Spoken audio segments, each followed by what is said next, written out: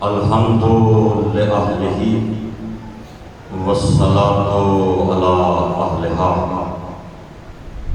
اما بعد فقد قال سبحانہ وتعالی بسم اللہ الرحمن الرحیم ان الدین عند اللہ الاسلام صلوات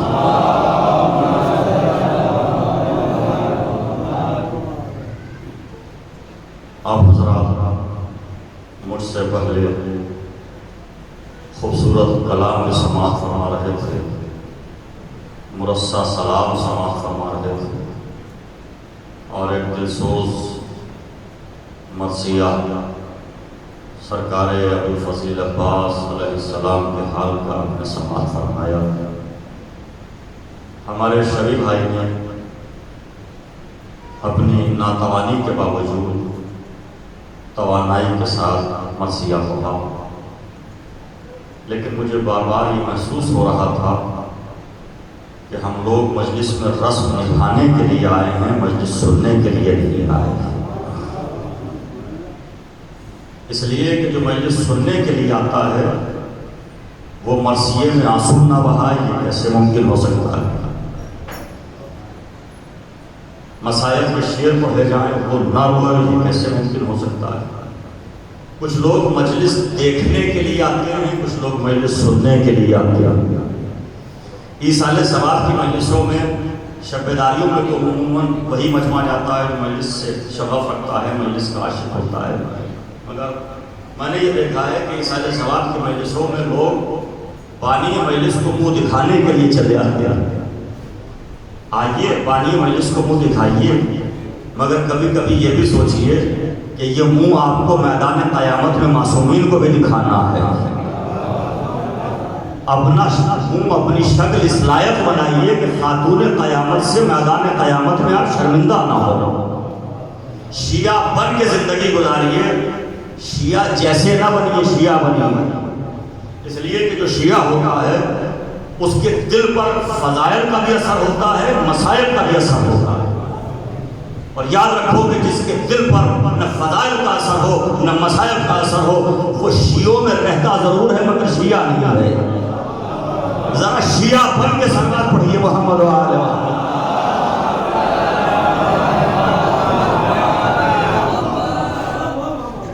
میں شعیب کہ تمہارے آس پاس جتنے لوگ دیوار سے تکیہ لگائے بیٹھے ہیں، میں یہ قطعاً گوارہ نہیں کروں گا کہ ہمارا مستقبل اتنا کمزور ہو جائے کہ اسے دیوار سے ٹیک لگانے کی ضرورت ہو۔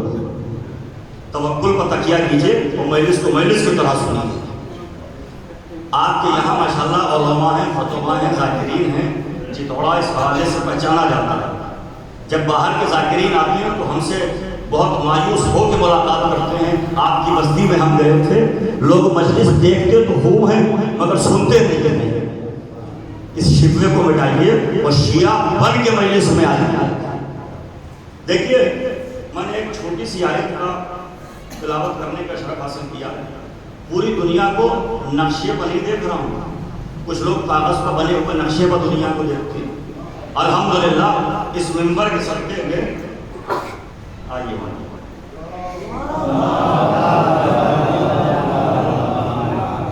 اس منبر کے صدقے میں ہم لوگ دنیا کو کاغذ کے نقشے پر چھو کر نہیں دیکھتے بلکہ دنیا کو قریب سے چھو کے دیکھ رہے ہیں۔ آپ لوگ کم سے کم یوٹیوب وغیرہ کو دیکھتے ہی ہیں کہ مجلس سنتے کیسے ہیں، باہر پر مجلس سماعت کیسے کرتے ہیں، مجلس سننے کے طریقے کیا ہوتا ہے۔ تو شیعہ بنی، شیعہ جیسے نہ بننا۔ جو شیعہ ہوتا ہے مجلس میں خاموش رہے ممکن ہی نہیں۔ اب آپ یہ ثبوت دیجئے کہ آپ واقعی شیعوں والی صلوات پڑھنے کے موڈ میں ہیں۔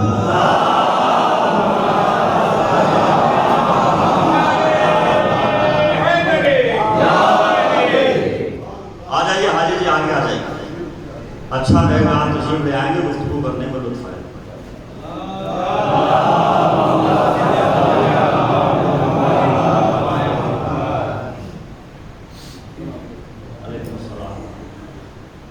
دیکھیے، ایک مختصر سی آیت میں نے تلاوت کرنے کا شرف حاصل کیا۔ ان الدین عند اللہ الاسلام۔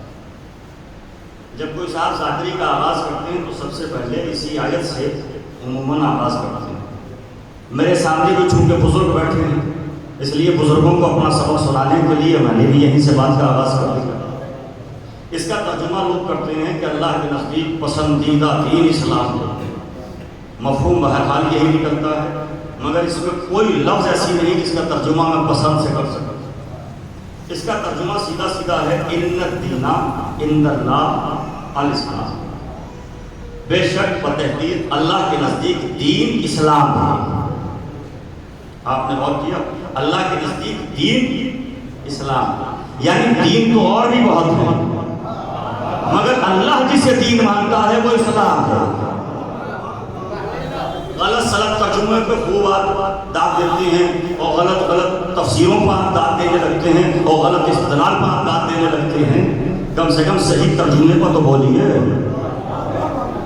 ان الدین عند اللہ الاسلام، اللہ کے نزدیک دین اسلام ہے۔ یہ میں کئی مرتبہ کہہ چکا ہوں کہ یہ دروازہ بہت غیر محل ہے، بات کہی جاتی ہے اور لوگ ادھر دیکھنے لگتے ہیں۔ آپ ادھر دیکھیے اور ادھر متوجہ رکھیے۔ دین اللہ کے نزدیک اسلام ہے، یعنی دین اور بھی ہے، مگر اللہ جسے دین مانتا ہے وہ اسلام ہے۔ ایک غلط فہمی یہ ہے کہ 1400 برس پہلے دین آیا جسے اسلام کہتے ہیں۔ نہیں، آدم بھی اسلام کے مبلغ ہیں، نوح بھی اسلام ہی لے کے آئے، ابراہیم اور اسماعیل بھی اسلام ہی لے کے آئے۔ وکیل صاحب دیکھیے، ایک اعتراض یہ ہوتا ہے، اور عموماً آج جو اسلام دشمن طاقتیں ہیں وہ یہ بتانے میں اپنی طاقتیں صرف کر رہی ہیں کہ 1400 برس پہلے ہی تو اسلام آیا، اس سے پہلے تو اسلام کا کوئی تعلق اور تصور تھا نہیں۔ ہمارے یہاں کے چھوٹے سے بچے سے پوچھیے اور وہ بتائے گا کہ نبی کتنے ہیں، کا 1,24,000۔ اس کا مطلب یہ ہے کہ ہمارا دین محمد مصطفیٰ سے شروع نہیں ہوتا، ہمارا دین آدم سے شروع ہوتا ہے۔ یہ غلط فہمی نکالی ہے کہ صاحب 1400 برس پہلے دین آیا جس کا نام اسلام ہے، وہ اچانک اسلام آ گیا۔ ہمارا دین آج کا نہیں ہے، جب سے کاروان ہدایت کا آغاز ہوا، جب سے کاروان بشریت نے آنکھیں کھولی، جب سے مسجود ملائک آدم کو بنایا گیا، اس وقت سے ہمارا دین ہے۔ ہمارے پہلے نبی کا نام ہے آدم، آخری نبی کا نام ہے محمد مصطفیٰ صلی اللہ علیہ وآلہ وسلم۔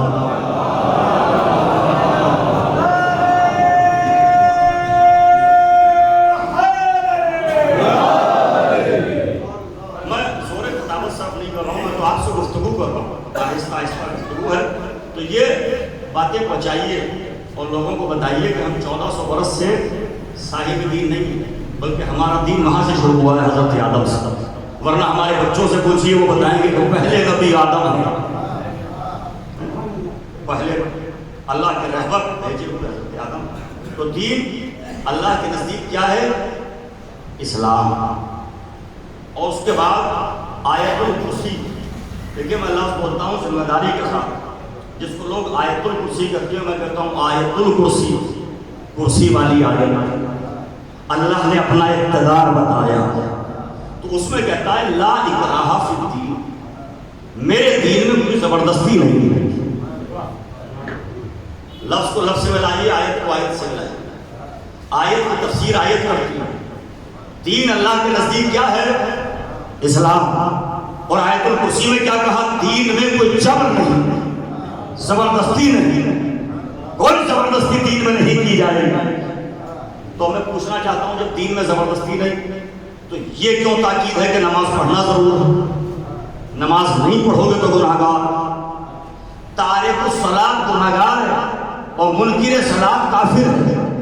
جو نماز کا انکار کرے وہ کافر ہے، جو نماز چھوڑے وہ گناہگار ہے۔ تو جب دین میں زبردستی نہیں، اور میں آپ سے پوچھ رہا ہوں پڑھے لکھے افراد میں رسالت تشریف فرمائے، جب قرآن میں یہ آیت نازل ہو گئی کہ دین میں زبردستی نہیں، دین میں جبر نہیں، دین میں اکراہ نہیں، دین میں کوئی زور زبردستی نہیں کی جائے گی، تو میری مرضی ہے نماز پڑھوں نہ پڑھوں، روزہ رکھوں نہ رکھوں، حج کروں نہ کروں، خمس کا پابند بنوں نہ بنوں، زکوٰۃ ادا کروں نہ کروں، حج بیت اللہ کروں نہ کروں، یتیم پروری کے ارکان انجام دوں یا نہ دوں، یہ میری مرضی ہے۔ کہا نہیں، نماز پڑھنا واجب ہے، روزہ رکھنا واجب ہے، جہاد کرنا واجب ہے، امر بالمعروف واجب ہے، نہی عن المنکر واجب ہے، یہ سب واجب بتایا گیا ہے کہ نہیں؟ چھوڑ دیا تو گناہگار۔ آپ نے غور نہیں کیا پوری بحث پر۔ بحث کیا ہے؟ دین میں زبردستی نہیں۔ جب زبردستی نہیں تو نماز زبردستی کو پڑھوائی گئی، روزہ چھوڑنے پر سزا کیوں دی گئی؟ کہ مولانا آپ نہیں سمجھ پائے، اصل میں بات یہ ہے کہ کسی غیر مسلم کو اسلام میں داخل کرنے کے لیے کوئی زبردستی نہیں غور کیا آپ نے؟ زبردستی کس بات میں نہیں؟ کوئی مشرک ہے اس پر کوئی زور زبردستی نہیں کہ مسلمان کرو، اسلام اس کی اجازت نہیں دیتا کہ لوگوں کو زبردستی مسلمان کیا جائے، لوگوں کو زبردستی دائرہ اسلام میں لایا جائے، لیکن یہ کوئی زبردستی نہیں کہ زبردستی تلواروں سے مسلمان کرنے لگو، ظلم سے مسلمان کرنے لگو، اس لیے کہ اسلام تلوار کے زور پر نہیں پھیلا، اہل بیت کے کردار کے زور پر پھیلا ہے۔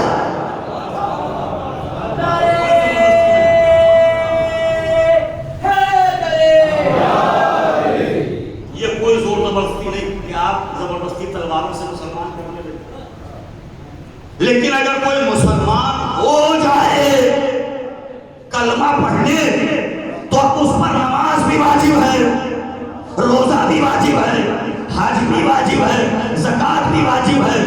یہ ہے اس کی پوری وضاحت کہ دین میں آنے کے لیے کوئی زبردستی نہیں، لیکن جب دین میں آ گئے تو مسلمان بن کے رہنا پڑے گا۔ نماز پڑھو تاکہ اس کی اطاعت کا اعلان ہو، سجدہ کرو تاکہ باقی نہ کہلاؤ۔ اللہ اکبر، میں نے لفظ صرف کیا ہے، سجدہ کرو تاکہ اس کے باقی نہ کہلاؤ، روزہ رکھو تاکہ صبر کا تمہیں درس دیا جائے، حج کرو تاکہ اس کی اطاعت کا اعلان ہو جائے۔ میں ایک نتیز بنا کے لایا ہوں اور بہت دور سے بنا کے لایا ہوں۔ مسلمان ہونے میں کوئی زبردستی نہیں، آپ کلمہ پڑھیں نہ پڑھیں آپ پر کوئی زبردستی نہیں کی جائے گی، لیکن جب آپ نے کلمہ پڑھ لیا، آپ دائرہ اسلام میں آ گئے، آپ حصار عافیت میں آ گئے، جب آپ مسلمان ہو گئے، جب آپ نے اللہ کو وحدہ لا شریک مان لیا، جب آپ نے محمد کو اللہ کا رسول مان لیا، تو اب آپ پر دین کے سارے قانون نافذ کیے جائیں گے۔ اب آپ سکون سے نہیں بیٹھنے دیا جائے گا آپ کو کہ آپ اپنی مرضی کرتے رہیں، باقی ہو جائیں، نہیں، زندگی دی ہوئی اللہ کی ہے، تو جیسے وہ کہے گا ویسے زندگی گزارنا پڑے گی۔ اب یہ لازم و ضروری اور واجب ہوگا کہ آپ کو کب اٹھنا ہے، کب جاگنا ہے، کب نماز ہے، کب روزہ ہے، کب افطار ہے۔ بے وقت افطار بھی نہیں کرنے دیں گے، تو اب یہ سارا طریقہ وہ بتائے گا۔ یہ پورا کلیہ سمجھ میں آئے؟ شیعہ ہونے کے لیے کوئی زبردستی نہیں کہ آپ شیعہ ہو جائیے، کسی کو زبردستی شیعہ نہیں کیا جاتا، لیکن جب آپ شیعہ ہیں تو پھر آپ پر واجب ہے کہ آپ ذکر حسین میں روئیں گے بھی، فضائل میں داد بھی دیں گے، صلوات بھی پڑھیں گے۔ اگر صلوات نہیں پڑھنا ہے تو نہ ہوئیے شیعہ، ماتم نہیں کرنا ہے تو کوئی زبردستی نہیں کہ آپ شیعہ۔ میں سادات و غیر سادات دونوں طبقے سے بات کر رہا ہوں، اس کو نیگیٹو اور منفی رخ پر نہ لے جایا جائے۔ جو بات کہہ رہا ہوں اس کا ذمہ دار ہوں، اس لیے کہ سازشیں یہ ہیں کہ لوگوں کو بھڑا دیا جائے، اختلاف کر دیا جائے۔ لوگوں کو اختلاف میں مبتلا کرنا اسلام نہیں ہے، اختلاف کی گہری کھائی سے نکالنا یہ اسلام ہے۔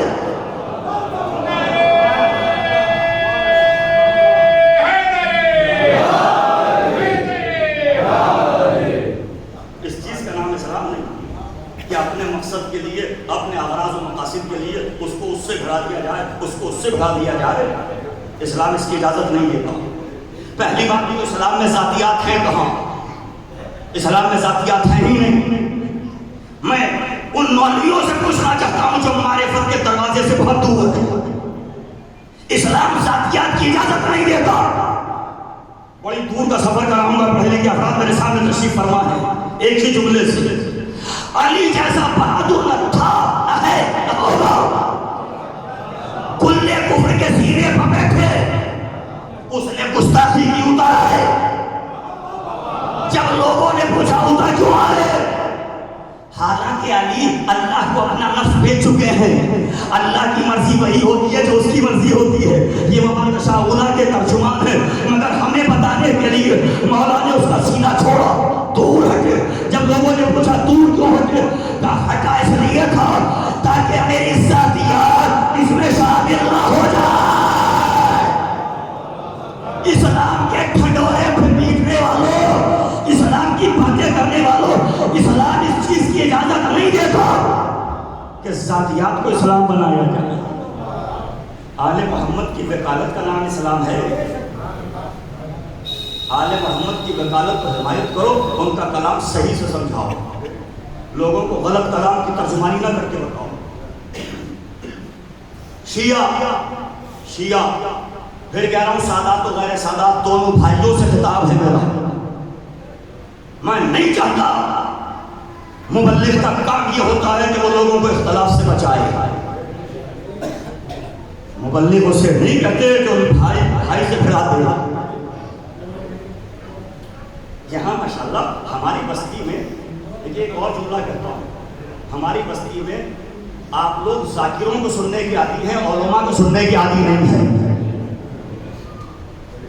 حاجی جی میں نے جملہ مکمل کہا ہے. جہاں آپ کو نہ ترجمے کی خبر ہوتی ہے کہ کیا کیا ہے، نہ تفسیر کا پتہ ہوتا، علماء کو سنیے، علماء کو سننے کی عادت بنائی ہے. اور میں یہ بات کسی کی خوشامد میں نہیں کہہ رہا ہوں، زیر ممبر بھی کہتا ہوں، کئی لوگوں سے کہتے ہیں کہ مولانا الیاس صاحب اللہ نے کیا خوب تبلیغ کی تھی. وہ تبلیغ کی جس کی ضرورت اس بستی کو ہے. اپنی واہ کے لیے مجلس پڑھنا اور ہے، قوم کی اصلاح کے لیے مجلس پڑھنا اور ہے. ہمیں فخر ہے کہ ہمارے یہاں ماشاءاللہ اس طرح کے علماء ہیں. اور یہ آج نہیں کہہ رہا ہوں، یہ بات جب 28ویں رجب کی مجلس پڑھی تھی کئی برس پہلے تو خود مولانا سے اپنے بڑے بھائی سے میں نے یہ بات کہی تھی، اور مولانا ماجد صاحب کو فون کر کے یہ بات کہ مجلس کا عنوان یہی ہونا چاہیے 28 رجب کا، خرجت لاصلاح امت جدی اريد ان امر بالمعروف وانهى عن المنکر. غلط روایتیں اور روایت کی ادھوری لوگوں کو گمراہ کر دینا یہ ممبر کا تقاضا نہیں ہے. دیکھیے آیت تو میں بھی پڑھ سکتا ہوں، اب میں آپ کو ایک آیت پڑھ کے مثال دیتا ہوں. میں کہتا ہوں کہ قرآن میں لکھا ہے نماز کے قریب ہی مت جاؤ. پڑھنا تو بڑی بات ہے، نماز کے قریب ہی مت جاؤ. خدا کی قسم قرآن کی آیت دکھاتا ہوں، لا تقربوا الصلاۃ، خبردار نماز کے قریب نہ جانا. لوگ آدھی آیت پڑھ کے استدلال کرتے ہیں. یہ میں نے مثال دی ہے آپ کو. کچھ لوگ وہ ہیں جو اپنے مطلب بھر کی آیت پڑھتے ہیں داد لینے کے لیے، اس کے آگے کی آیت نہیں سناتے. قرآن کی آیت یہاں رکی نہیں، قرآن کی آیت نے آگے بڑھ کے کہا وَأَنْتُمْ سُكَارَىٰ، در حالی کے بعد حالیہ ہے، پڑھ لکھ کے بولنے کا عادی ہوں. وَأَنْتُمْ سُكَارَىٰ، جب تم نشے کی حالت میں ہو تو نماز کے قریب نہ جانا.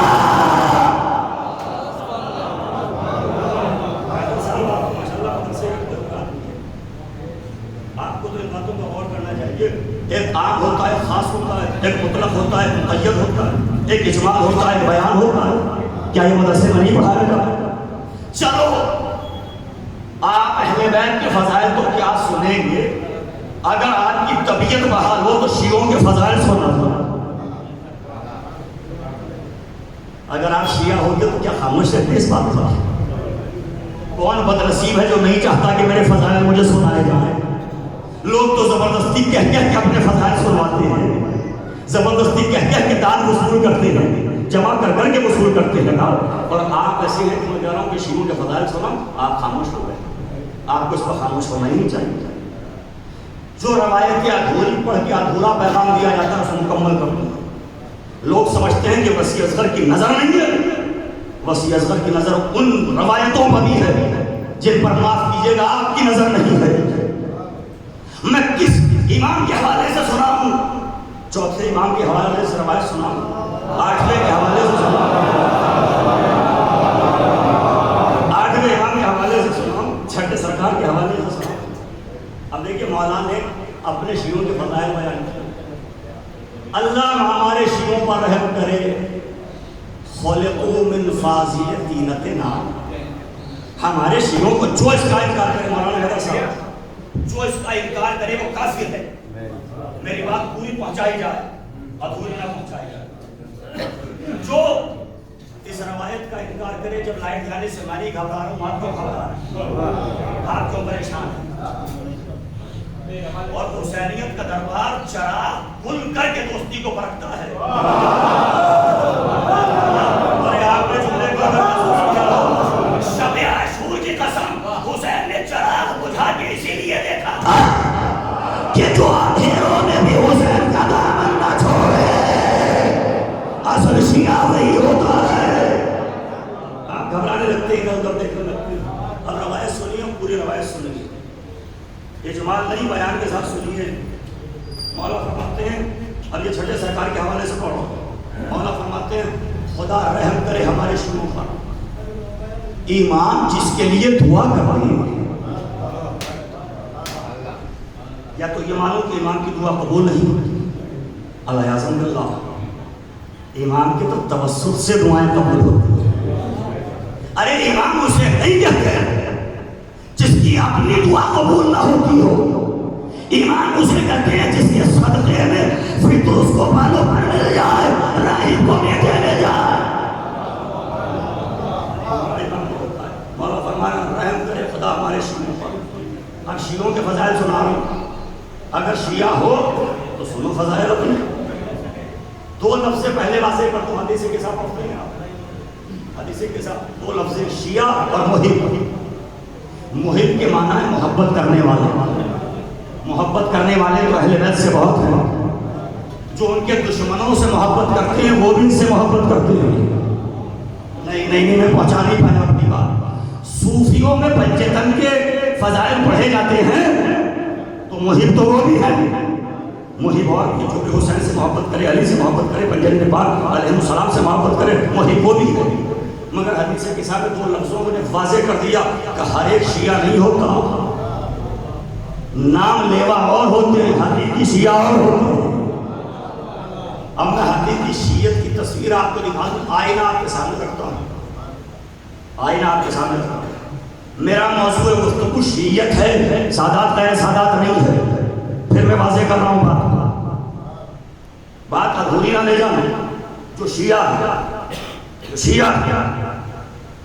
میرا موضوع گفتگو کو ہے. مولا فرما رہے ہیں خدا رحم کرے ہمارے شیعہ، اس لیے کہ ہمارے شیعہ ہماری فاضل طینت سے پیدا کیے. روایت پڑھی جاتی ہے، ذرا سے اس کی وضاحت کر دوں. خلقوا من فاضل طینتنا.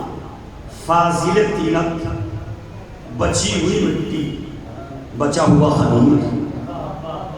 اول تو لوگ ترجموں میں اتنی خیانت کرتے ہیں کہ سلسال کا ترجمہ کرتے ہیں مضبوط مٹی. حالانکہ سلسال کا مطلب مضبوط مٹی نہیں ہے. سلسال کے معنی ہے کھنکھناتی ہوئی مٹی. اللہ کیا جیسے کمار کے آگے سے نکلتی ہے نا وہ کھنکھناتی ہوئی. اللہ کیا ہے ہم نے انسان کو کھنکھناتی ہوئی مٹی سے پیدا کیا. اسی لیے تو ذرا سی شہرت ملتی ہے، کھنکھنانے لگتا ہے. اس کا آدم میں اگر ترجمہ کروں تو ظرف سفالی ترجمہ ہوگا. دیکھیے عربی میں ہر مٹی کو سلسال نہیں کرتے، ہر مٹی کو تراب نہیں کرتے. ایک مٹی ہے جسے تین کہا جاتا ہے. تو یہ نون تین کے معنی ہے گیلی مٹی. ہمائے مسنون کے معنی ہے خمیر کی ہوئی مٹی. سلسال کے معنی ہے کھنکھناتی ہوئی مٹی. تراب کے معنی ہے خالص مٹی. وضاحت تو کسی جملے کی میں کروں گا نہیں. یہاں پر جو لفظ آیا ہے خلقوا من فاضل طینتنا، ہمارے شیعوں کو ہماری بچی ہوئی مٹی سے بنایا گیا. آپ ادھر متوجہ ہیں، ہمارے شیعوں کو ہماری بچی ہوئی مٹی سے بنایا. کچھ باتیں سمجھنے سمجھانے کے لیے ہوتی ہیں. اگر معصوم کے علاوہ کسی سے ترجمہ اور تشریح پوچھو گے تو بھٹک جاؤ گے. اپنی مرضی سے ترجمہ تشریح نہ کرو، معصوم ہی سے پوچھو، علماء سے پوچھو جو علماء معصومین علیہ السلام کی طرف سے نمائندگی کریں. پہلا سوال تو میرا یہ ہے کہ آپ نے یہ تو پڑھا کہ بچی ہوئی مٹی سے. آپ تو عقائد کے پاسبان مانے جاتے ہیں، آپ تو عقائد کے ڈھنڈورے لکھنے والے مانے جاتے ہیں. آپ نے پہلے تو یہ مان لیا کہ اہل بیت مٹی سے پیدا ہوئے ہو. اہل بیت مٹی کی مخلوق نہیں. ہر مجلس میں آپ کہتے ہیں کہ یہ اہل بیت تراب کے بیٹے نہیں تراب کے باپ ہیں. اور یہاں آپ اس حد پر اتر آئے کہ مچھی ہوئی مٹی سے پیدا ہوئے. اہل بیت نور کی مخلوق ہے, یہ مٹی سے نہیں بنے. البتہ تینت کا ترجمہ ہر جگہ مٹی تھوڑا کیا جائے گا. تینت کا مطلب ہوگا کچھ نام ہوتے ہیں پراپر ناؤن, پراپر ناؤن اور میٹیریل ناؤن. یہ مائک ہے, اس کا پراپر ناؤن کیا ہے؟ مائک. بنا کاہے سے ہے؟ اسٹیل سے یا لوہے سے. جس سے بنا ہے وہ ہے اس کا میٹیریل ناؤن. یا تینت سے مراد میٹیریل ہے, یعنی جس چیز سے ہم بنے ہیں اسی کے بچے ہوئے واضح حصے سے ہمارے شیعہ بنائے گئے. اور پوچھو کلام معصوم اٹھاؤ, علماء سے پوچھو. مولا فرماتے ہیں کہ بچی ہوئی مٹی سے مراد یہ نہیں کہ جس سے ہم بنے اس سے ہی شیعہ بنے. ایک ہوتی ہے اعلیٰ تینت, ایک ہوتی ہے اسفل تینت. جو نچلی کار ہے, جو بچی کچی کار تھی, اسے جمع کر کے جو خمیر بنایا, اہل بیت کے بچے ہوئے خمیر کی کار کو جمع کیا تو شیعہ بنا دیے گئے.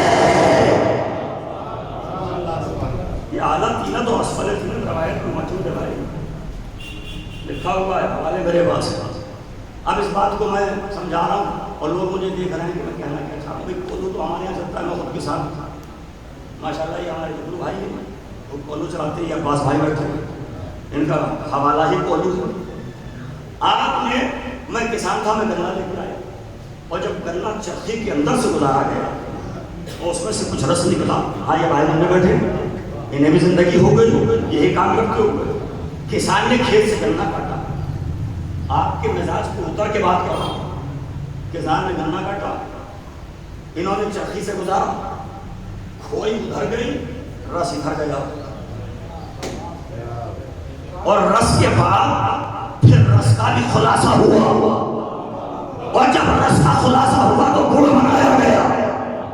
اب اگر کھوئی یہ کہنے لگے کہ میں بھی گڑ ہوں, اللہ اکبر, نہ جانے آپ کہاں بیٹھے ہیں, آپ کیا سمجھ رہے ہیں مجھے نہیں معلوم, میں اپنے لفظوں کا ذمہ دار ہوں. اگر کوئی مقابلہ کرنے لگے کہ میں بھی گڑ ہوں تو کوئی کو سمجھنا چاہیے تیری اوقات اور ہے.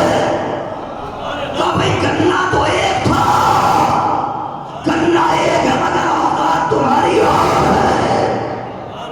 میں کہنا یہ چاہ رہا ہوں فاصلے تینت اہل بیت سے شیعہ پیدا ہوئے ہیں, مگر اہل بیت ہے, شیعہ شیعہ ہے.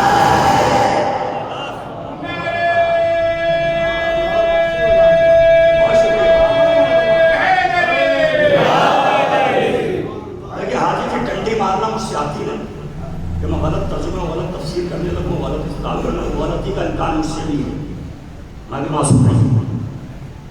آپ نے دیکھا کہ عجز آپ کا نہیں, وہ ایک ہی درخت تھا آم کا, اس سے لکڑی توڑ کے لائی گئی, تو جو لکڑی ہے وہی درخت.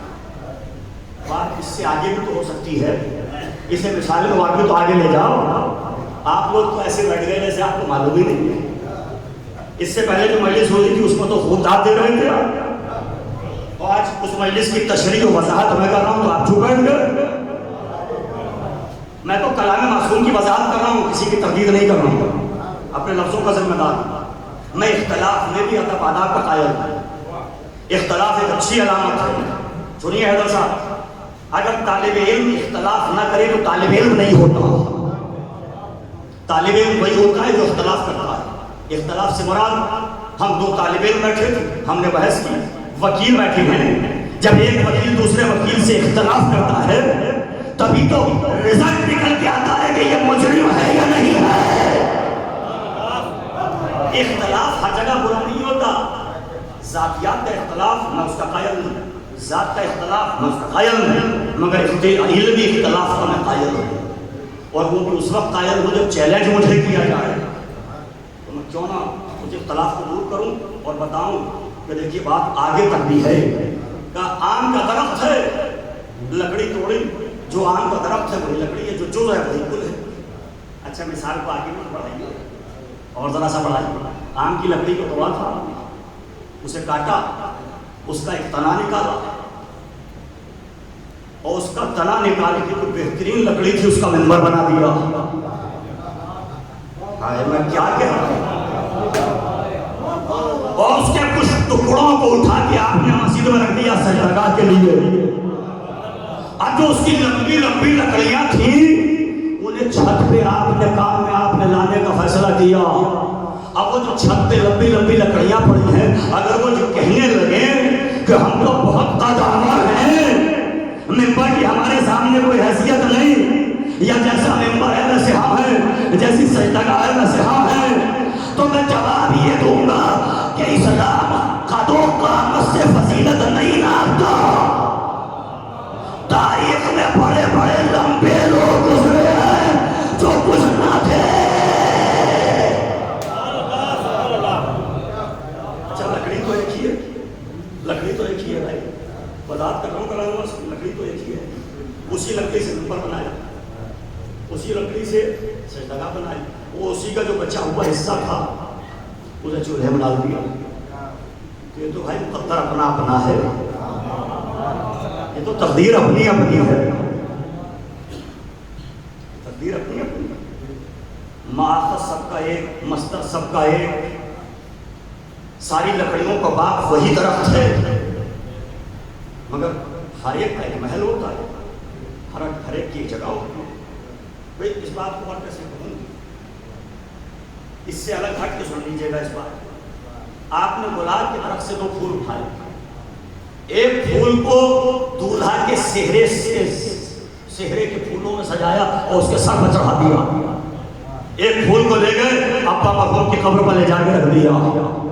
फूल तो एक ही दरख्त का था, मुकद्दर अपना अपना है, मुकद्दर अपना अपना है, तकदीर अपनी अपनी है। कहाँ तक फैलाऊं बात को, एहसास के अंदाज बदल जाते हैं, वरना आंचल भी उसी तार से बनता है, कफन भी, धागा एक ही होता है, दुल्हन का लिबास भी उसी धागे से है और मुर्दे का कफन भी उसी धागे से है, मगर एहसास का अंदाज तो बदल जाएगा, तरीका बदल जाएगा।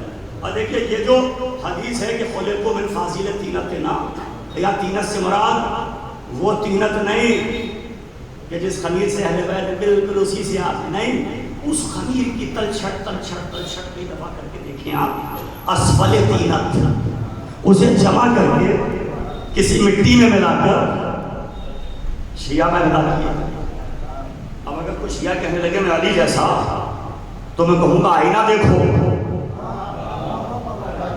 अरे इन जैसे तो अंबिया भी नहीं है, कसम खुदा की मैं जुमला कह रहा हूं, अंबिया भी इनके पसीने का नतीजा है। जरा गौर करो पसीने में और खून में कितना फर्क है। जब मुस्तफा के पसीने से अंबिया पैदा होते हो, उस नबी के खून से अली है, फातिमा है, हसन है, हुसैन है। और फिर मिन के माना एक ही नहीं होते कि बोले वो मिन फाज़िल तीनत, मिन तबीज़िया, मिन जिनसिया, मिन बयानिया। तो हाँ एक माना भी अगर हो तो आपका अकीदा तो खुला है कि आप क्या रहे। याद रखो जो सलमान मिन्ना में है उस कैफियत को हुसैन मिन्नी में तस्लीम करना ये शियत नहीं है, दोनों में फर्क होगा। और अगर आपको ये फर्क नहीं मालूम तो आपको अकायद के ठंडोरे पीटने का कोई हक नहीं बनता। मिन मिनाने से पहले मिन की कैफियतें तो पढ़ ली जाएं। लोग मिन मिनाने लगते हैं, मिन की कैफियत पढ़े बगैर। इस रवायत का जो इनकार करे वो काफिर है, उसे कहते हैं काफिर हमारी नजर में। अब आइए साहब, खुश तो हो गई है भाई, और इसी और खुश कर दूँ, मगर मैं देख रहा हूँ कि इस खुशकी में भी समातों में तरावट का मसरूर बहुत है। अब हमने उलमा से पूछा कि अहले बैत तो नूरी मखलूक है, ये तीनत क्यों कहा? तो उलमा ने बताया, इसकी तशरीह की। उलमा ने कहा कि चूंकि आले मोहम्मद नूर से है और उनके शिया आले मोहम्मद के नूर की शुआओं से पैदा हुए,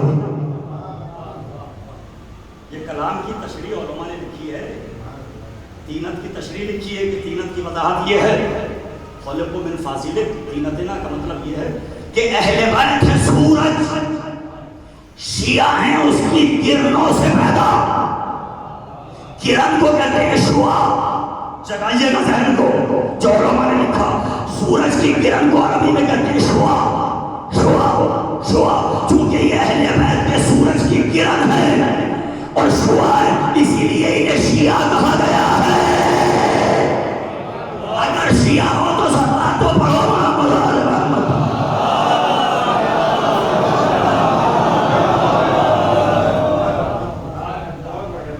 शुआ चूंकि आले मोहम्मद के जो नूर का सूरज है, इधर मुतवज्जे रहना, इबादत में इधर उधर नहीं देखा करते। हमारे यहाँ जायज़ नहीं कि इबादत में इधर उधर देखने लगे। शुआ से बने इसलिए हैं शिया। लोगों का यहाँ तक सबक पहुँचा नहीं है। अगर लोगों का सबक पहुँच जाए तो इन मौज़ूआत पर गुफ्तगू करने में लुत्फ़ आएगा। मैं फिर कहूँगा कि आप लोगों ने अभी पुरानी ज़ाकरी और रवायती ज़ाकरी जो चली आ रही है, अपने आप को उसी का असीर बना दिया है, जिसे मंतिक़ में सफ़सता और मुग़ालता कहते हैं। जहाँ दलील नहीं होती, दलील जैसी एक झूठी दलील होती है। आले मोहम्मद का चाहने वाला मजबूत दलील से बात करता है, उसे ये परवाह नहीं होती कि मुझे दाद मिलेगी या बेदाद होगी। अब ये है बात कि अगर हमारे यहाँ शेर फहमी का जज्बा हो और उर्दू अदब से शनासाई हो तो ये लफ्ज़ ऐसे ज़ाया जा नहीं सकता था। दाद और बेदाद, कुछ लोग ये समझते हैं कि दाद ना मिली तो हम पर बेदाद हो जाएगी।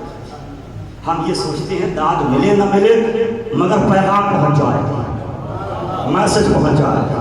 पूरी दुनिया में अल्हम्दुलिल्लाह नेट पर देखिए बहुत दाद वसूल करती है, बहुत दाद मिलती है हमारा एक समझे, मगर अपनी बस्ती में अपने बुजुर्गों को सबक सुनाने का मौका मिलता था। ये था कलाम मासूम। अभी मैंने वक्त है मेरे पास और बहुत तेज़ी से मैं इसको समझ दिया। चौथे इमाम सरकार सैयदुस साजिदीन अलैहिस्सलातु वस्सलाम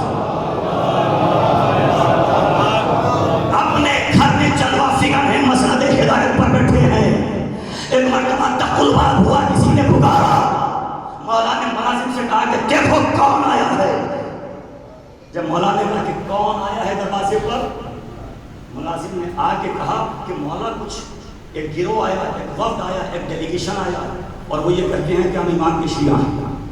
रवायत के जुमले हैं कि फ़ौरन आपने आबा उठाए। ये सारी अरबी बातें मेरे पास महफूज हैं। आबा दोष पर डाल, दरवाजे पर आया, दरवाज़ा खोला, एक एक का चेहरा देखा। जिन्होंने कहा था मौला के शिया हैं, उसे भी देखा, उसे भी देखा, उसे भी देखा, उसे भी देखा, उसे भी देखा और सबको देखने के बाद दरवाज़ा बंद किया, घर में आ गया। ये खुल्क़े अज़ीम के दरवाजे पर फायद हैं। ये दुश्मन को भी दरवाजे से जाने के लिए नहीं कहते।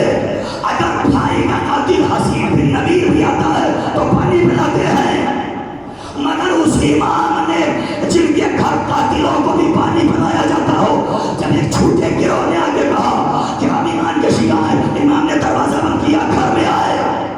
जब लोगों ने कहा मौला क्यों घर में चले आए, मुलाजिम ने पूछा, मौला ने फरमाया कस्सबू, ये सब के सब झूठे हैं, इनमें से कोई भी हमारा शिया नहीं है। मौला कैसे कहा, हमारे शिया पेशानियों पर सजदों के निशान से बचाने जाते हैं।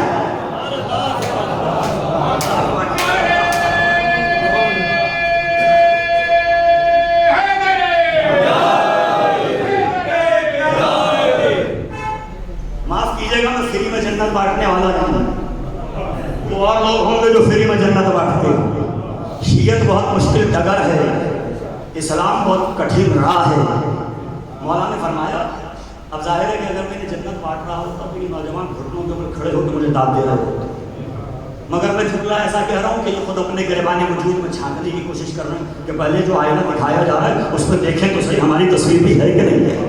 अरे अगर ना हो तो तौबा के दरवाजे बंद तो नहीं हुए, आज ही से तौबा का अहद करो, हज़रत हूर से तौबा का सलीका मांग लो।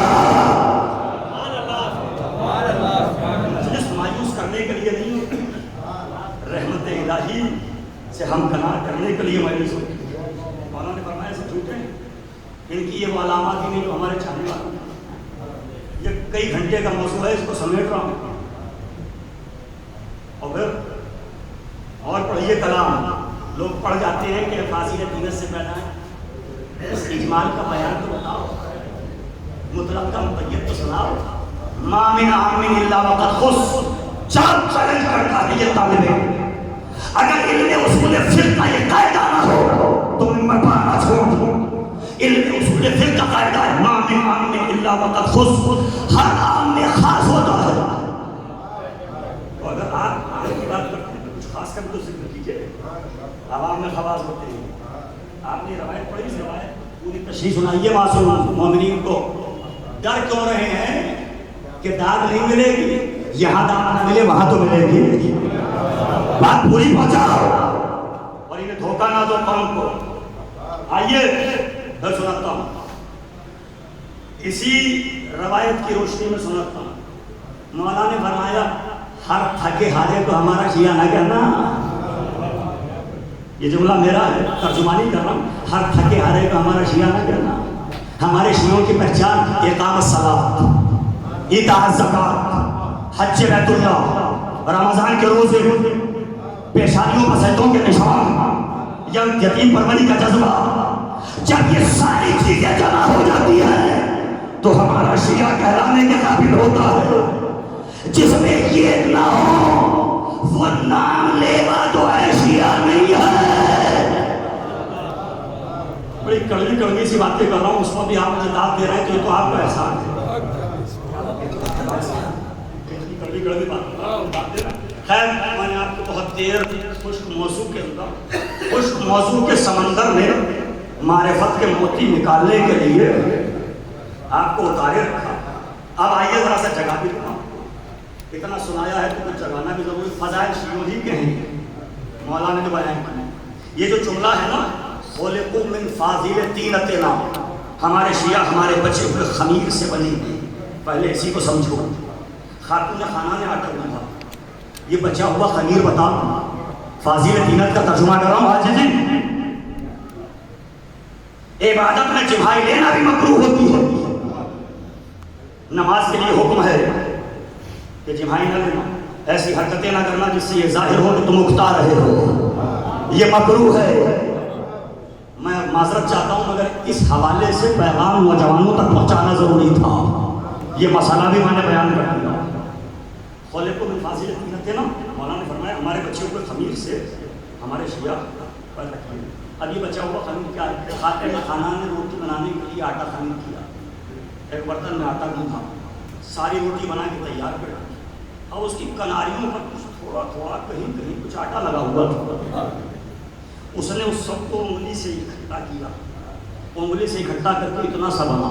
اس نے کچھ اور اس میں بھوسی اسی میں لائی اور اس نے کہا مرغیاں گھر میں پلی ہوئی ہیں, کہاں جائے گا. اس نے کچھ بھوسا ملایا اور وہ چھوٹا سا آٹا اور اس کا پیڑا بنایا اور روٹی بنا کے تیار کرا. سمجھ رہے ہو فاضل طینت کیا ہے؟ یہ جو چھوٹی سی روٹی کا ٹکڑا بنایا گیا بھوسی ملا کر, اس میں وہی خمیر ہے جو اصل روٹی میں ہے. تو اب اس میں وہی جلوہ ہونا چاہیے تھوڑا سا جو ذائقہ روٹی کا ہوتا ہے. اگر اس میں وہ ذائقہ نہیں, وہ جلوہ نہیں, تو یہ اس کا خمیر نہیں, اس کی فاضل طینت نہیں. سمجھ میں آیا مولا کیا کہنا چاہ رہے؟ مولا کہنا یہ چاہ رہے ہمارا شیعہ وہ ہوگا جس کے کردار میں ہماری سیرت کا جلوہ پایا جائے.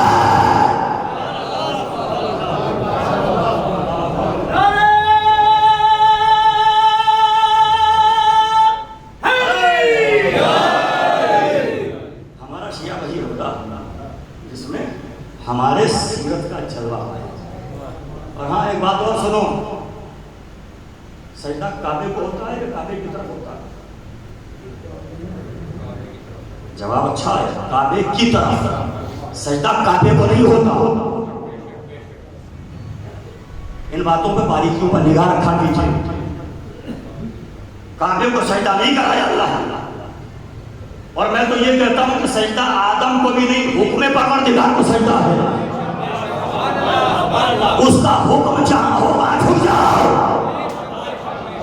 اس نے کعبے کو سجدہ کرایا, کعبے کی طرف سجدہ کرایا. काबे को सजदा नहीं कराया। तो कुछ बातों पर गौर किया कीजिए, हर बात को बगैर सोचे समझे दाद ना दिया कीजिए। मेरे भी बात को पहले तोलो फिर दाद दो। खोले को फासिल कीमत देना।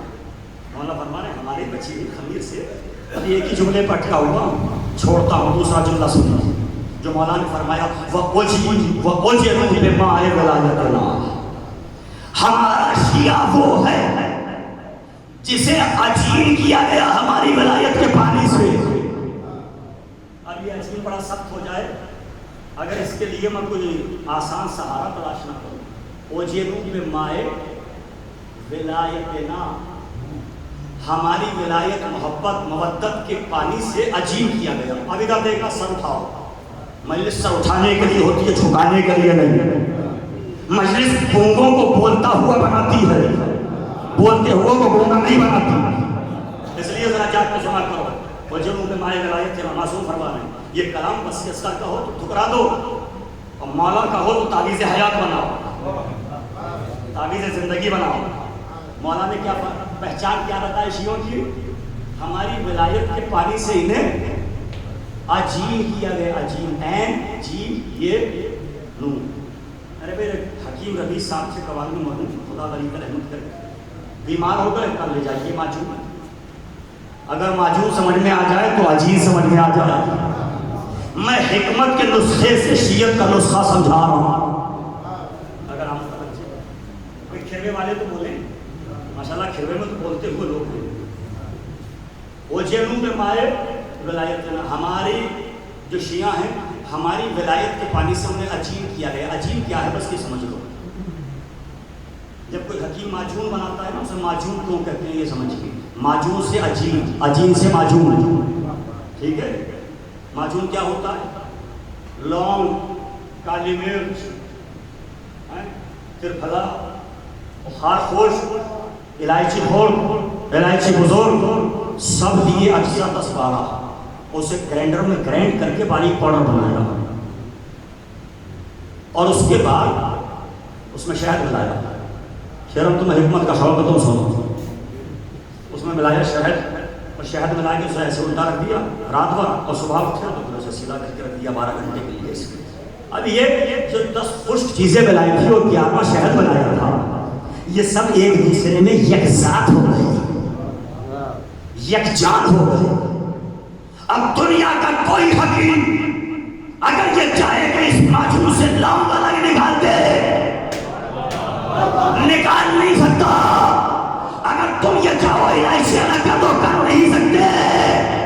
मैं तो अजीज समझा रहा हूं, इस अमल को कहते हैं अजीज करना, और इसलिए ये माजून यकजात कर दिया, यकजान कर दिया।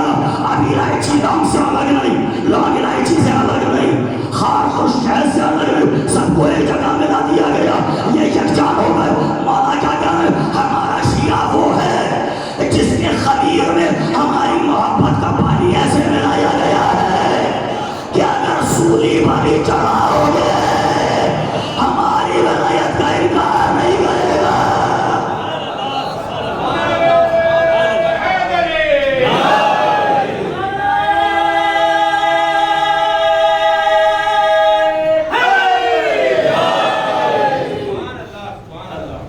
समझ में आया? मैंने तो आईना दिखाया। जो लोग चाहते हैं तो ये तलाश करें खुशियाँ हैं कि अपने अंदर छुपी हुई शीयत को तलाश कीजिए। अभी मैं बनारस पढ़ के आया हूँ। मैंने बहुत से लोग ऐसे हैं जो दूर थे आले मोहम्मद से, मगर करीब आ गए। ऐसा लगता है कि पहले जो बात तो मैं ये कहूँ कि शिया बनता नहीं, मैं पैदा होता। याद रखना मेरे सुनते। आप कहेंगे साहब ये जो इस तरफ से इस तरफ, इस तरफ से इस तरफ आ जाते हैं, इनका क्या ख्याल है? इनकी मिसाल वही है जो कोयले की कान में दबे हुए हीरे की होती है। हमारे कुछ हीरे होते हैं जो उधर छुपे हुए होते हैं।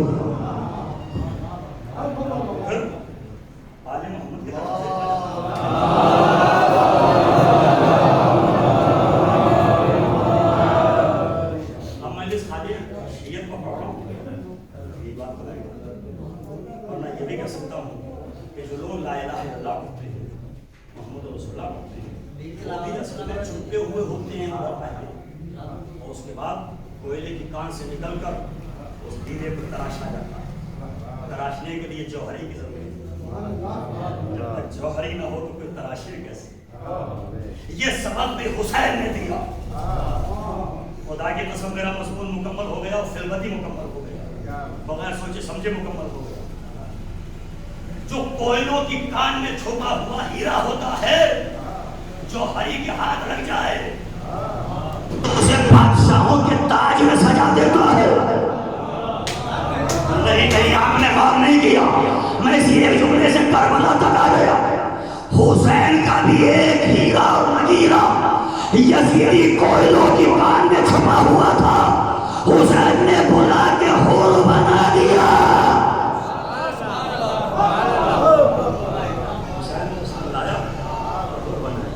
نوجوان، میرا مقصد یہ نہیں کہ میں تمہیں مایوس کروں، مگر میرا مقصد یہ بھی نہیں کہ میں تمہیں اتنا خوش کر دوں کہ تم نماز بھی چھوڑ دو، روزہ بھی چھوڑ دو، حج بھی چھوڑ دو۔ شیعت کی پہچان میں آپ کو بتا چکا ہوں کاہے سے ہے۔ بے دینی کا نام شیعت نہیں ہے، دینداری کے اعلیٰ معیار تو شیعت ہے۔ مولا نے جو فقیہ کی تعریف نہج بلاغہ میں بیان کی ہے، فقیہ فقہا، اس کی تعریف معلوم ہے کیا، ڈیفینیشن کیا بتائیں کہ فقیہ کسے کہتے ہیں؟ یہ مولا کا جملہ ہے، کاش میں ادا کر سکوں۔ مولا نے فرمایا فقیہ اسے کہتے ہیں جو قوم کو اتنا زیادہ خوش بھی نہ کرتے کہ وہ عمل سے غافل ہو جائے، اور رحمت الہی سے اتنا مایوس بھی نہ کر دے کہ وہ توبہ کرنے کے قابل بھی نہ رہ جائے۔ دو باتیں، ایک ہوتا ہے گناہگار، ایک ہوتا ہے بڑا گناہگار۔ اگر گناہ کرنے کے بعد ضمیر شرمندہ ہے کہ ہم نے گناہ کیا تو سمجھو کہ توبہ کے دروازے ابھی کھلے ہوئے، اور اگر گناہ کرنے کے بعد فخر ہے ہم نے یہ کیا تو سمجھو کہ اللہ نے اپنی رحمتوں کے دروازے تمہارے لیے بند کر رکھے۔ ہماری قوم میں جتنے بھی ہیں، میں بھی گناہ گار ہوں، آپ بھی گناہ گار ہیں، کوئی معصوم نہیں، مگر رحمت الہی سے مایوس نہ ہونا۔ تم اللہ کی رحمت تو کیا سمجھو گے، اللہ کی رحمت کے مظہر حسین کا کرم سمجھ لو، جس حر نے لجام فرس پہاڑ ڈالا تھا اسی حر کو حسین نے کیسے معاف کیا۔ اور آؤ اور یہ نسخہ بھی بتا دوں معافی کا کہ معاف ہوتے کیسے، حر سے توبہ کرنے کے طریقے سیکھو۔ خدا مرحوم ابرار حسین ابن زبار حسین کے درجات بلند فرمائے، 2-4 منٹ ذکر مسائل کو نہیں تجزیاتی انداز سے سنے۔ میں نے بہت غور کیا، سونے والوں میں نے بہت غور کیا کہ حر کا کون سا عمل ایسا رہا کہ شام کی کھٹا ٹوپ اندھیروں سے نکل کر حسین کی بارگاہ نور میں حسین کی چلے آئے ہوئے ہیں، کون سا عمل؟ بتائیں آپ، مجھے بتائیں، سوچ کے بتائیں، میں جسے سنتے ہیں روایتی انداز سے میں مجلس پڑھنے کا عادی نا، ایک بات میں کہتا چلا جاؤں، میں اس میں تحقیق اور تجزیہ اور فکر اور غور کرنے کا عادی نا، میرا انداز یہی ہے مجلس کا، اسی لیے ہر ایک سامنے سے میری بنتی بھی نہیں ہے، میرے کچھ مخصوص سامنے ہیں۔ وہ کیوں بخشے؟ پوری تاریخ پڑھی، میں نے پڑھا، یہ کوئی مقتل کی روایت نہیں، تاریخ کی ٹھوس حقیقت ہے جس کا انکار نہیں کیا جا سکتا۔ جب حسین کربلا سے پہلے حر کے قافلے کو دیکھا اور حر نے لجام فرس پر ہاتھ ڈالا، اس زمانے میں کسی کی غیرت کو للکارنے کے لیے سب سے بڑا جملہ وہ ہوتا تھا جو حسین نے ادا کیا۔ اگر کسی بہادر سے یہ کہہ دیا جائے تیری ماں تیرے غم میں بیٹھے تو سمجھو کہ بہادر کے مرنے کے لیے کافی تھا یہ جملہ۔ عرب کا بہادر مرنا پسند کرتا تھا، یہ جملہ گوارا نہیں کرتا۔ حسین نے کہا تکل کا امو کا یا حر تیری ماں تیرے غم میں بیٹھی۔ جیسے ہی یہ جملہ کہا لجام فرس کو چھوڑا پیچھے اور آگے بڑھ کر ایک جملہ کہا، فرزند رسول آپ نے تو مجھے یہ کہہ دیا کہ تیری ماں تیرے غم میں بیٹھے، مگر میری زبان میں وہ طاقت نہیں کہ میں آپ کو پلٹ کر یہ جواب دے سکوں، اس لیے کہ آپ کی ماں خاتون جنت ہے۔ آپ کی ماں رسول کی بیٹی شہزادی کونین فاطمہ زہرا صلی اللہ علیہ وسلم، جواب تو نہیں دیا نا حر نے، اگر خدا کی قسم ہر پلٹ کر یہ جواب دے دیتا تو میں اس نتیجے پر نہ پہنچتا کہ حسین نے ہر کو کیوں معاف کیا اور ہر کے لیے توبہ کے دروازے کیوں کھولے۔ اب نتیجہ نکالوں، ہر کیوں معاف کیے گئے؟ چونکہ جیسے ہی حسین کی ماں کے تصور کا خیال آیا، تصور آیا، ویسے ہی ہر نے لجاٹ چھوڑی، پیچھے ہٹے اور کہا میں آپ کی والدہ کی شان میں گستاخی نہیں کر سکتا، اس لیے کہ آپ کی والدہ خاتون جنت ہے۔ اس کا مطلب یہ ہے کہ احساس عظمت سیدہ نے گناہگار کو حر بنا دیا۔ اگر چاہتے ہو کہ گناہ معاف ہو جائیں تو حسین کی ماں کی عظمت کا احساس کر دیا گیا۔ اجرکم اللہ، ایسے ہی نہیں دیکھو اسلام کیا ہے، حسین بتا رہے کربلا، بس آپ ہونے کے لیے ہمارا آپ کی آنکھوں میں آنسو ہے، ذرا سنیے اور دل سنبھال کے سنیے۔ ابھی کربلا سے کچھ فاصلے پر ہے حسین کا قافلہ، حسین کے سپاہیوں نے آواز دی اللہ اکبر، کیا ہوا کہ دور سے کھجور کا ایک باغ نظر آتا ہے۔ مولانا نے کہا کھجور کا باغ نہیں، قریب سے دیکھو۔ اب جو لوگوں نے قریب سے آتا ہوا دیکھا تو ہر کا رسالہ ہے، جھنڈے ہیں جو دور سے کھجور کے درخت نظر آ رہے ہیں، اٹھی ہوئی تلواریں ہیں جو کھجور کے چھوٹے درخت نظر آ رہے ہیں۔ حسین نے کہا نہیں دیکھو یہ ہر کا قافلہ۔ جب ہر آئے معلوم ہے کیا عالم تھا، ہر کے ساتھی جا بلب تھا، پیاس سے مرے جاتے تھا۔ حسین نے کہا باس مشکیزوں کے دہانوں کو کھولو، ہم قریب ابن قریب ہیں۔ آپ سمجھتے ہیں کہ صرف عباس نے پانی پلایا؟ وہ بچے جو 7ویں محرم سے الاتش کی آوازیں بلند کر رہے تھے، وہ بچے ننھے ننھے کوزے لے کے آگے بڑھے، اور ہر کا لشکر اتنا پیاسا ہے کہ بولنے کی طاقت نہیں، زبانیں باہر نکالیں۔ تاریخ پڑھیے تو آپ کو معلوم ہوگا کہ حسین نے دیکھا کہ دور ایک سپاہی آ رہا ہے اور اس نے یہ چاہا کہ کسی طرح میں اس قافلے کے قریب اپنے آپ کو پہنچا دوں، مگر پیاس کا غلبہ اتنا ہے کہ حسین کے قریب تک پہنچ نہیں پایا۔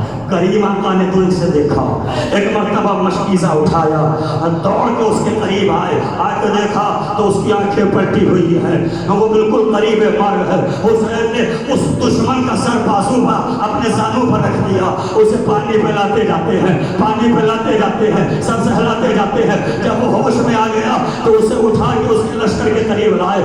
ایسے سپاہیوں کو حسین نے، عباس نے اور بنی ہاشم کے جوانوں اور بچوں نے پانی پلایا۔ جب سب کو ہوش آ گیا، جب ہر کا پورا رسالہ سیراب ہو گیا، اب حسین نے آواز دی عباس ہر کی سواری کے جانوروں کو دیکھو، ان کے اونٹوں کی اور گھوڑوں کی زبانیں دہن سے باہر نکلی ہوئی ہیں، وہ بے ہوش ہیں، انہیں بھی پانی پلاؤ۔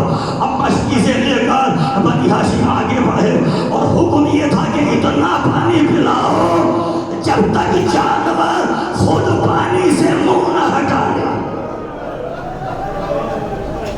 آپ نے دیکھا کہ آل محمد کا کردار کیا ہوگا، آپ نے دیکھا کہ اسلام کی صحیح تصویر کیا ہوگا۔ لوگ سمجھتے ہیں پانی بند کر دینا اسلام ہے، نہیں، جو پانی بند کر دے اسے تو کسی دھرم میں شامل کیا ہی نہیں جا سکتا، اسے دھارمک کہا نہیں جا سکتا۔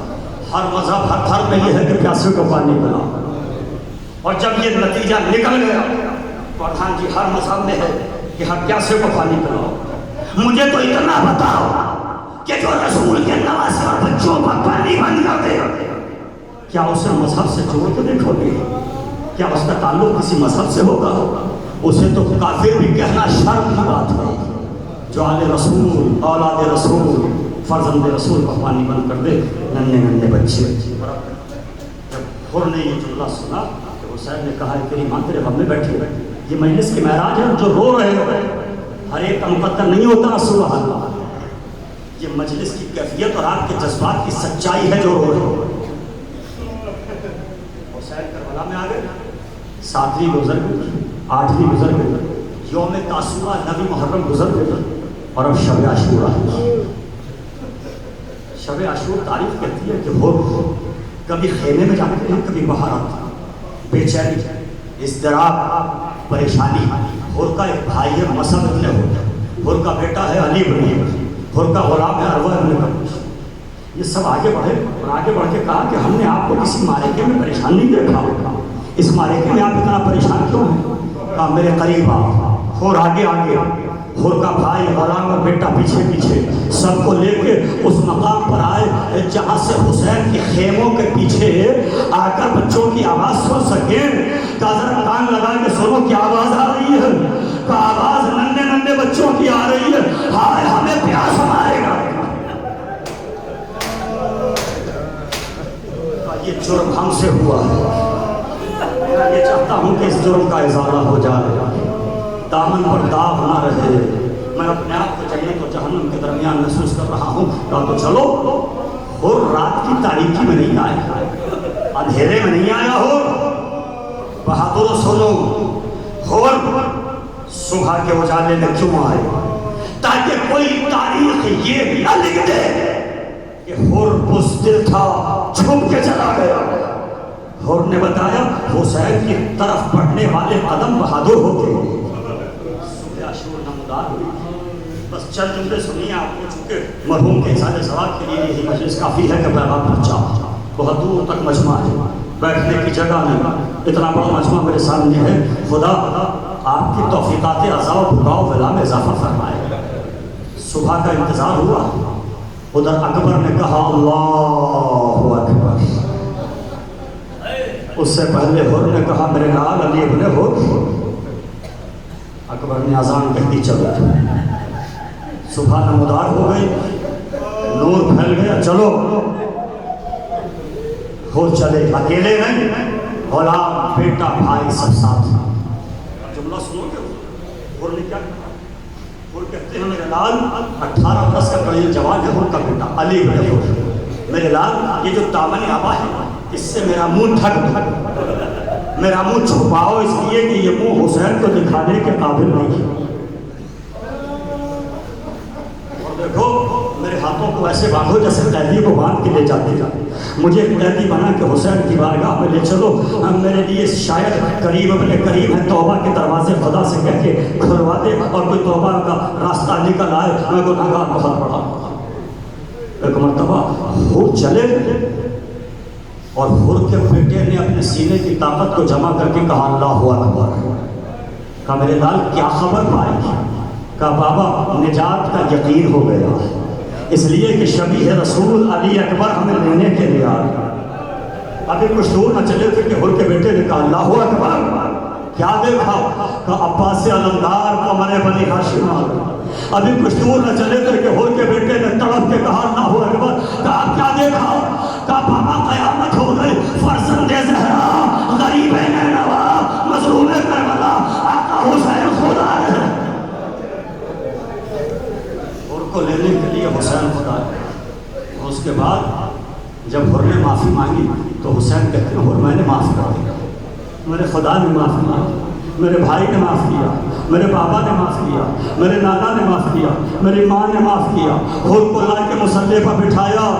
ایک مرتبہ حر تڑپ کے کہتا ہے مگر مولا شہزادیوں سے کہیے کہ وہ بھی معاف کر دیں. کہا حر کیا کہنا چاہتے ہو؟ کہا مولا جب میں نے لجام فرس پہاڑ ڈالا تھا علی کی بیٹیوں کے رونے کی آواز آئی تھی. ارے زینب کو میں نے رلایا ہے, ام کلثوم کو میں نے رلایا ہے.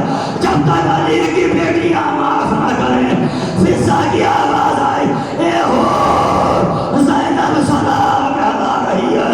اور میں تماچے لگا, وہ وقت آ گیا غلاموں کو سلام.